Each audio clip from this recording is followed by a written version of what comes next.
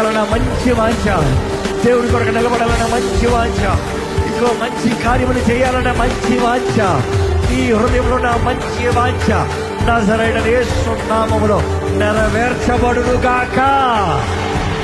You will do it. You will live for God. You will glorify God. You will be as the blessed one. చెప్పండి, నేను గెలిచాను యేసు నామములో.